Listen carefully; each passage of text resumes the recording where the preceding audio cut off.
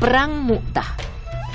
Peperangan ini merupakan peperangan terbesar yang dilakukan orang-orang Muslim semasa Rasulullah SAW dan juga termasuk paling menegangkan. Sekaligus merupakan pendahuluan dan jalan pembuka untuk menaklukkan negeri-negeri Nasrani yang terjadi pada bulan Jumadil Ula 8 Hijriah, bertepatan dengan bulan Agustus atau September 629 Masehi. Mu'tah adalah sebuah dusun sebelum masuk wilayah Syam. Dari tempat ini, Baitul Maqdis bisa ditempuh perjalanan kaki selama 2 hari. Latar belakang peperangan. Latar belakang peperangan ini karena Rasulullah SAW mengutus Al-Haris bin Umair untuk mengantar surat kepada pemimpin Busra. Namun di perjalanan dia dihadang oleh Syurahbil bin Amr al-Ghazani, pemimpin Al-Balaka yang termasuk dalam wilayah Syam dan di bawah pemerintahan Kaisar. Syurahbil mengikat Al-Haris dan membawanya ke hadapan Kaisar, lalu dia memenggal lehernya. Padahal membunuh seorang utusan merupakan kejahatan yang amat keji, sama dengan mengumumkan perang atau bahkan lebih dari itu. Karena itu Rasulullah SAW sangat murka saat mendengar kejadian itu. Tidak heran jika kemudian beliau menghimpun pasukan yang jumlahnya mencapai 3.000 prajurit dan sekaligus merupakan pasukan Islam yang paling besar. Sebelumnya mereka tidak pernah berhimpun sebanyak itu, kecuali pada perang Ahzab. Para komandan pasukan Islam dan wasiat Rasulullah. Rasulullah SAW menunjuk Zaid bin Harisah sebagai komandan pasukan. Beliau bersabda, apabila Zaid gugur, penggantinya adalah Ja'far. Apabila Ja'far gugur, penggantinya adalah Abdullah bin Rawahah. Bendera perang berwarna putih diserahkan kepada Zaid bin Harisah. Beliau juga memerintahkan untuk mendatangi tempat terbunuhnya Al-Harisah bin Umair, lalu mengajak penduduk di sana agar masuk Islam. Ini jika mereka mau. Jika tidak, maka pasukan muslimin harus memohon pertolongan kepada Allah lalu memerangi mereka. Dalam hal ini beliau bersabda, Ughzu bismillahi fi sabilillah. Man kafara billah. Wa la tabdiru wa la tughayyiru. Wa la taqtulu walida. ولا امرأة ولا كبيرا فانيا ولا منعزلا بصومعة ولا تقطعوا نخلا ولا شجرة ولا تهدموا بناء. Dengan asma Allah, perangilah fisabilillah orang-orang yang kufur kepada Allah. Janganlah kalian berkhianat. Jangan merubah, jangan membunuh anak-anak, wanita, orang tua renta, dan orang yang mengisolir di tempat pertapaan rahib. Jangan menebang pohon korma dan pohon apapun, serta jangan merobohkan bangunan. Ucapan selamat tinggal pada pasukan Islam. Setelah pasukan Islam sudah siap berangkat, orang-orang datang mengerumuni mereka, memanggil para komandan pasukan yang ditunjuk Rasulullah SAW dan mengucapkan selamat tinggal kepada mereka. Pada saat itu, salah seorang dari 3 komandan pasukan, Abdullah bin Rawahah, menangis. "Mengapa engkau menangis?" tanya mereka. Abdullah bin Rawahah menjawab, "Demi Allah, aku menangis bukan karena cinta dunia dan rindu kepada kalian, tetapi aku pernah mendengar Rasulullah SAW membaca ayat dari sebuah kitab Allah yang di dalamnya disebutkan neraka. Dan tidak ada seorang pun di antara kalian melainkan mendatangi neraka itu. Hal ini bagi Rabbmu adalah suatu kepastian yang sudah ditetapkan. Aku tidak tahu apa yang terjadi dengan diriku setelah aku meninggal nanti." Mereka berkata, "Allah tentu menyertai kalian dengan keselamatan, melindungi kalian dan mengembalikan kalian kepada kami dalam keadaan baik dan memperoleh harta rampasan." Kemudian Abdullah bin Rawahah melantunkan syair, "Kumohon maghfirah kepada Ar-Rahman di samping tebasan pedang yang menepis kotoran, atau hunjaman tanganku yang kuat perkasa, dengan tombak yang mengeluarkan isi dada. Biarlah orang berkata saat melewati kuburku, Allah telah memberikan petunjuk kepada aku. Kemudian mereka berangkat dan Rasulullah SAW mengantarkan mereka hingga Saniyatul Wada. Beliau berhenti di sana dan mengucapkan selamat jalan. Pasukan muslimin bergerak ke arah utara lalu berhenti di Mu'an yang sudah termasuk wilayah Syam, berbatasan dengan Hijaz Utara. Pada saat itu mereka mendapat informasi bahwa Heraklius bermarkas di Ma'ab di wilayah Al-Baqa dengan kekuatan 100.000 prajurit Romawi. Mereka masih ditambah lagi dari pasukan Lakhm, Judzam, Balkin, Bahra, dan Bali sebanyak 100.000 prajurit. Jadi pasukan musuh berjumlah 200.000 orang. Majelis Permusyawaratan di Mu'an. Orang-orang Muslim tak pernah membayangkan bahwa mereka akan berhadapan dengan pasukan sebesar itu yang datang di daerah yang jaraknya cukup jauh. Apakah pasukan sekecil ini yang berkekuatan 3.000 prajurit harus berperang dengan musuh yang amat besar dengan kekuatan 200.000 prajurit? Pasukan muslimin benar-benar bingung. 2 malam mereka berada di Mu'an memikirkan masalah ini. Mereka terus menimbang-nimbang dan bertukar pikiran. Mereka memutuskan untuk menulis surat kepada Rasulullah SAW dan mengabarkan jumlah musuh mereka. Entah beliau akan mengirimkan bala bantuan lagi ataukah memberikan perintah tertentu dan mereka siap melaksanakannya. Tetapi Abdullah bin Rawaha menentang pendapat ini. Dia memberikan motivasi kepada orang-orang dan berkata, "Wahai semua orang, demi Allah, apa yang tidak kalian sukai dalam kepergian ini sebenarnya justru merupakan sesuatu yang kita cari, yaitu mati syahid. Kita tidak berperang dengan manusia karena jumlah, kekuatan, dan banyaknya personil. Kita tidak memerangi mereka, melainkan karena agama ini, yang dengannya Allah telah memuliakan kita. Maka berangkatlah, karena di sana hanya 2, salah satu dari dia kebaikan, entah kemenangan, entah mati syahid." Akhirnya diambil keputusan secara bulat seperti yang disampaikan Abdullah bin Rawaha. Pasukan muslimin bergerak mendekati musuh. Setelah 2 hari berada di Mu'an, pasukan muslimin bergerak mendekati markas pasukan Heraklius yang berada di suatu dusun di bilangan Al-Baqa yang bernama Masyarif. Musuh juga semakin mendekat. Sedangkan pasukan muslimin membelok ke arah Mu'tah dan bermarkas di sana. Mereka bersiap-siap untuk mengadakan pertempuran. Sayap kanan dipimpin Qutbah bin Qatadah dan sayap kiri dipimpin oleh Ubadah bin Malik. Permulaan pertempuran dan pergantian komandan. Di Mu'tah itulah kedua pasukan saling berhadapan dan pertempuran pun mulai meletus. 3.000 prajurit muslim harus menghadapi gempuran musuh yang berkekuatan 200.000 prajurit. Suatu pertempuran langka yang disaksikan dunia dengan rasa heran dan gelengan kepala. Tetapi apabila angin iman sudah berhembus, maka muncullah hal-hal yang tak terduga dan aneh. Pertama kali yang memegang bendera adalah Zaid bin Harisah, kekasih Rasulullah SAW. Dia bertempur dengan gagah berani dan heroik. Hampir tak ada seorang pahlawan Islam pun yang menandinginya. Dia terus-menerus bertempur dan bertempur hingga terkena tombak musuh dan akhirnya terjerembab di tanah, mati syahid. Kemudian bendera diambil alih oleh Ja'far bin Abu Talib. Dia juga bertempur dengan gagah berani, jarang ada bandingnya. Ketika pertempuran semakin seru, dia terlempar dari atas kudanya dan kudanya terkena senjata. Kemudian dia terus bertempur hingga tangan kanannya putus terkena senjata lawan.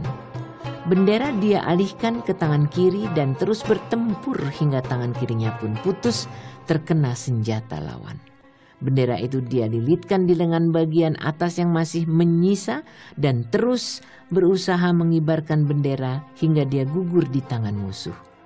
Ada yang berkata tentang dirinya, "Sesungguhnya seorang prajurit Romawi membabatkan pedang ke tubuhnya hingga terbelah menjadi 2 bagian. Allah menganugerahinya 2 sayap di surga. Dengan 2 sayap itu dia bisa terbang menurut kehendaknya.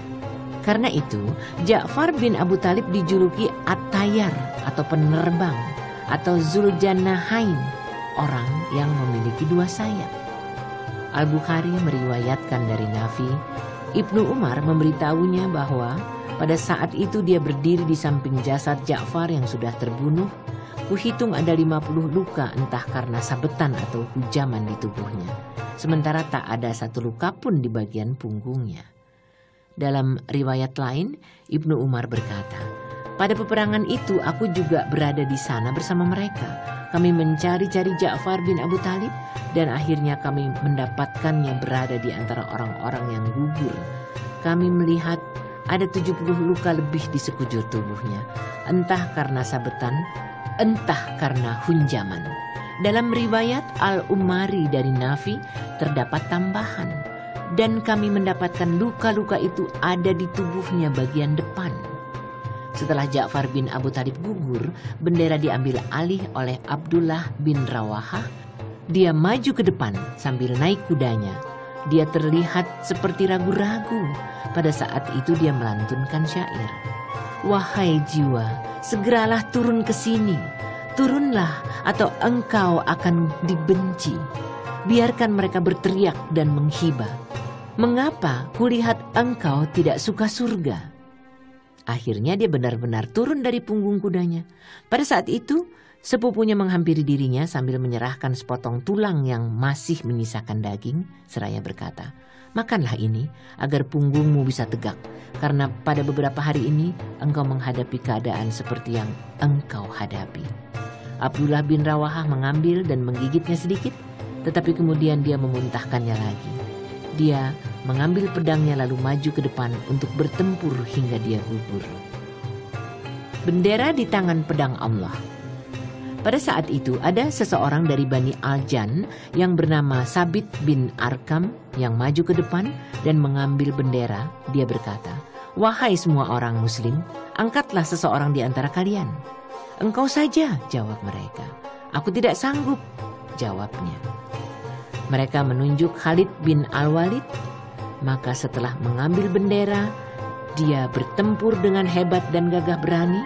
Al-Bukhari meriwayatkan dari Khalid bin Al-Walid, dia berkata, ada 9 pedang yang patah di tanganku pada waktu perang Mu'tah. Yang tinggal di tanganku hanya sebatang pedang lebar model Yaman. Sebelum orang-orang di Madinah mendengar kabar dari kancah peperangan, Rasulullah SAW telah bersabda mengabarkan apa yang terjadi dengan lantaran wahyu. Zaid mengambil bendera, lalu dia gugur. Kemudian Ja'far yang mengambilnya, dan dia pun gugur. Kemudian Ibnu Rawahah yang mengambilnya, dan dia pun gugur. Kedua mata beliau meneteskan air mata, lalu beliau bersabda lagi. Hingga salah satu dari pedang-pedang Allah mengambil pedang itu dan akhirnya Allah memberikan kemenangan kepada mereka. Kesudahan perang. Seperti apapun keberanian dan patriotisme yang dimiliki, rasanya sangat aneh jika pasukan yang terlalu kecil dapat memperoleh keberhasilan dan mampu bertahan menghadapi segelar pasukan Romawi yang amat besar, bak hamparan lautan. Pada saat seperti itu, Khalid bin Al-Walid mampu menunjukkan kepiawaiannya dalam melepaskan pasukan muslimin dari akibat yang lebih parah lagi bagi mereka. Ada beberapa riwayat yang berbeda tentang apa yang terjadi di akhir peperangan ini. Namun setelah melihat beberapa riwayat itu, dapat disimpulkan bahwa Khalid bin Al-Walid berhasil menghadapi gempuran pasukan Romawi sepanjang hari. Karena dia merasa sangat membutuhkan suatu siasat perang, maka sejak pagi hari pada keesokannya, dia harus mampu menyusupkan perasaan takut ke dalam hati pasukan Romawi. Tujuannya agar pasukan muslimin dapat mundur tanpa harus menghadapi kejaran pasukan Romawi.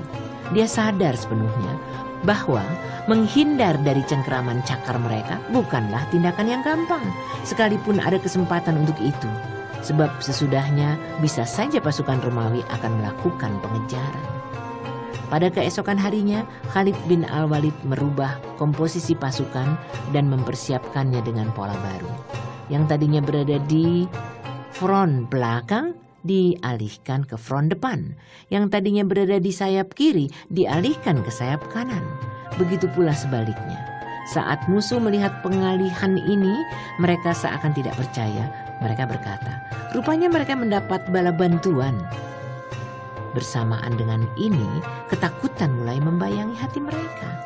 Setelah kedua pasukan saling mengintip dan bertempur beberapa lama, prajurit muslimin mundur pelan-pelan sambil tetap menjaga komposisi pasukan.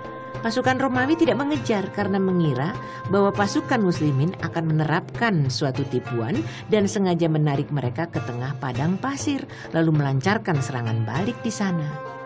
Akhirnya pasukan Romawi pulang ke negerinya dan sama sekali tidak berpikir untuk melakukan pengejaran terhadap pasukan muslimin.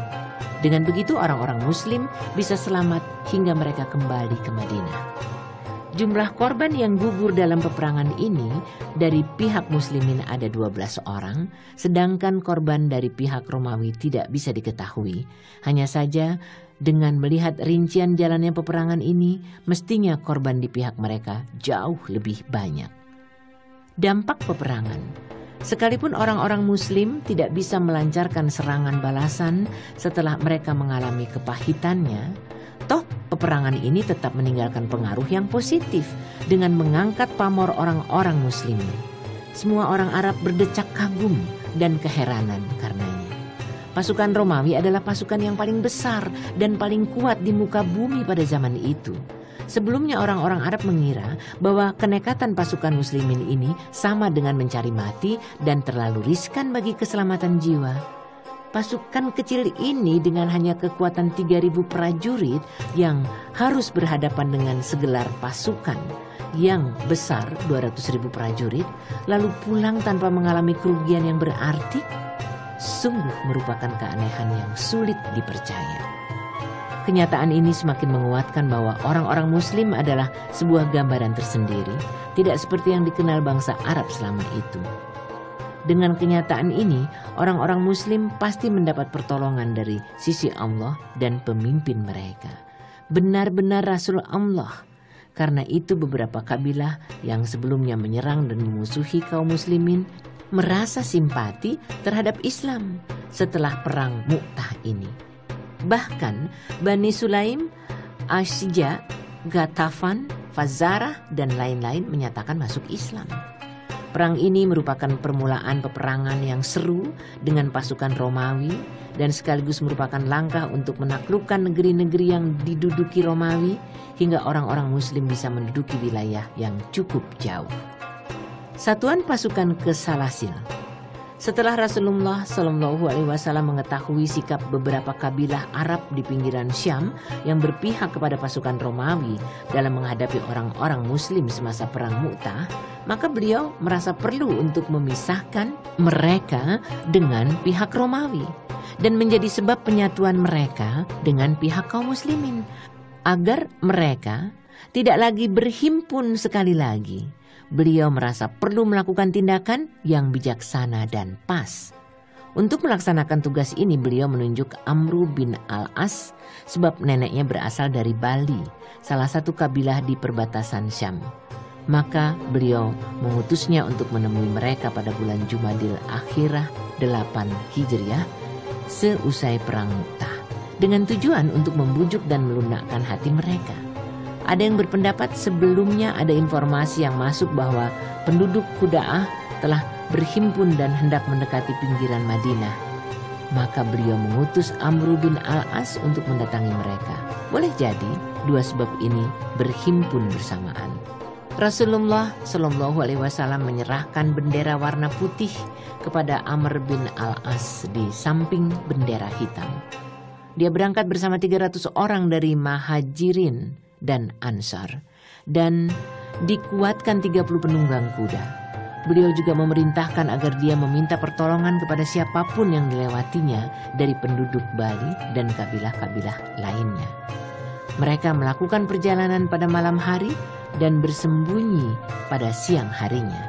Setelah dekat dengan kabilah-kabilah itu, pasukan muslimin mendengar bahwa mereka menghimpun prajurit cukup banyak.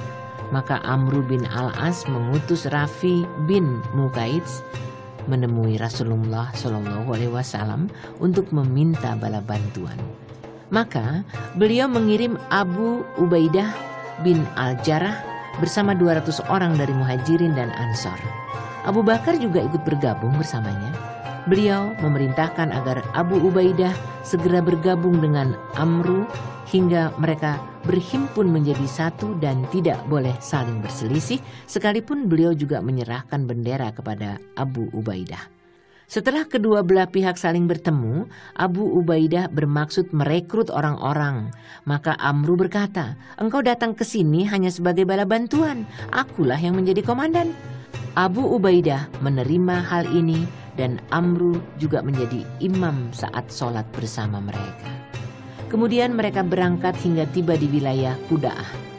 Mereka terus melewati wilayah ini hingga tiba di ujungnya lagi. Di sana mereka bertemu dengan segelar pasukan. Orang-orang muslim menyerang pasukan itu hingga mereka kocar-kacir melarikan diri ke segala penjuru.